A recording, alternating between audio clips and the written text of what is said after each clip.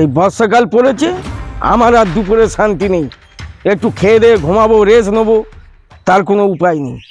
কে জাল পেতেছে খালে, কে ঘুনি পেতেছে নালায়, সেইগুলো দেখতে হবে। পৌরসভা থেকে কঠোর নির্দেশ। মেম্বার হওয়ার জ্বালার শেষ নেই। লোকে কি বলবে? লোকে বলবে বড় বড় এ করছে, মেম্বার হয়েছে, কিন্তু আমার জ্বালাটা কে বুঝবে? এই মেঘনাথ, বলো। সরকার থেকে নির্দেশ আছে, খাল জাম করা যাবে না, ঘনি আটল জাল পাতবি না। এবছর পেতেছিস নাকি জাল? না দাদা, প্রত্যেক বছর পৌরসভায় থেকে বারণ আছে বলে আমি পাঠিনি। ঠিক আছে, আমি এই পাড়া ঘুরে এখন সার্ভে করছি, যে যে পেতেছে তাদের নাম লিস্ট করে পাঠিয়ে দেবো। আর আমি আমি তোমার সঙ্গে যাব।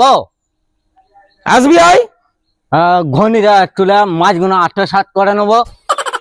ঠিক আছে, তুই মাছ নিয়ে নে, ঘনিগুলো আমি ভেঙে দেবো, আর আর যারা যারা পেতেছে তাদের নামের লিস্টটা পাঠিয়ে দেবো। থানায় কমপ্লেন করে দেবে। হ্যাঁ ঠিক আছে, চল দেখি। সঞ্জু ওইখানটায় জাল পাতে পেতেছে কিনা দেখি। ভোগো ওইখানে আটল পাতে, ওই ছটা হ্যাঁ। ও কম যায় না, ওর বাড়ির ওইখানটায় ও হচ্ছে আটল ঘনি পেতে সারা বছর মাছ খায়। শুধু সারা বর্ষা, বছর নয়, বুঝছিস? হ্যাঁ হ্যাঁ। আর সারা বছর মাছ খায় কি? লোকের পুকুরে ছিপ ফেলে চুরি করে। ওইটা তো সরকার আমার নির্দেশ দেয়নি, আমার দেখার দরকার নেই। না, সারা বছর একটা টাকার মাছ কেনে না, যা মনে করেছে তাই সব টাইট দিয়ে দেবো। ঠিক আছে, চলো।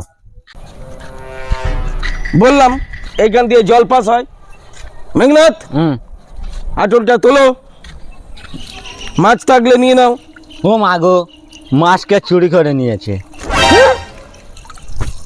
শুধু হ্যাঁ। যাও রেখে এসো ওই ডাঙায় তুলে। ওইদিকে পেতেছে না। মেঘনাথ, ও, এই ডেনে কেউ পেতেছে কি দেখে নাও। দেখা নিচ্ছি। ওই মুখে পাতে দেখো পেতেছে। না না, পাঠিনি। তাহলে ঠিক আছে, ভোগো এই যাত্রাই বেঁচে গেল। এবার চলো ছটার বাড়ির সামনে ওই ডেনে।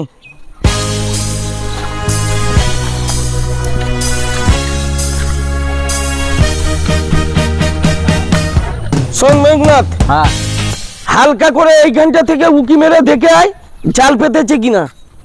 দেখে আসি। ওই তো আবর্জনা, জাল পাতে ওইখানে পেতেছে।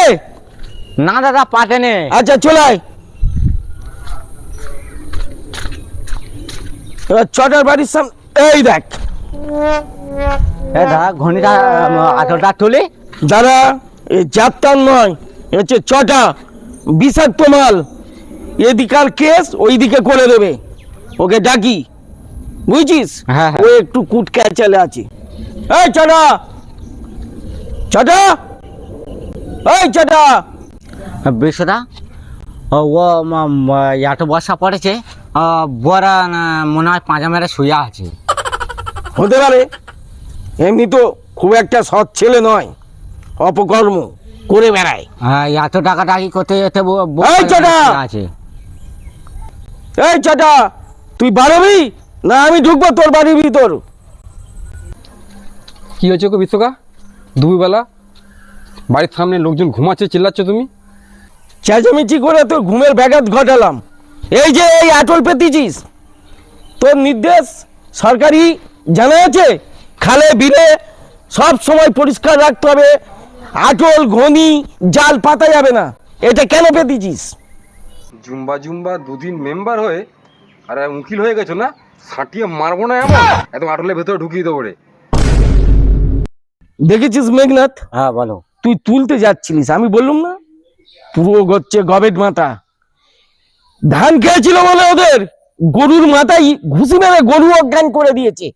বললুম না ওটা তুলিসনি, না তুলেই হচ্ছে মারতে আসছে। তাহলে বোঝ, ও মেম্বার হেম্বার কিচ্ছু বোঝে না, আইনও বোঝে না।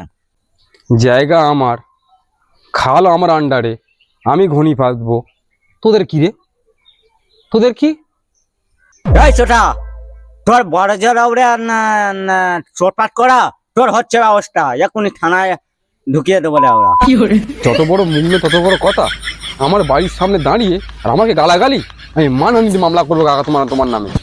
দেখেছিস মেঘনাথ, উল্টে কচু গালে লেগে গেল। চ পালিয়ে চ। ঘন্টা নিয়ে যা। ঘুমিয়ে নিচ্ছিস এক্ষুনি না মারে। এ কাকা, আমার ঘড়িটা দিয়ে যা। কি সর্বনাশ, দেখ ঘড়িটা তুমি পালিয়ে গেল।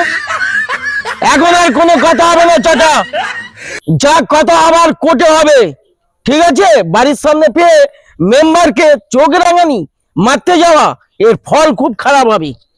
এই শোল মাছগুলো কেটে রান্না কর, রাত্রিরে বিপি দিয়ে খাবো।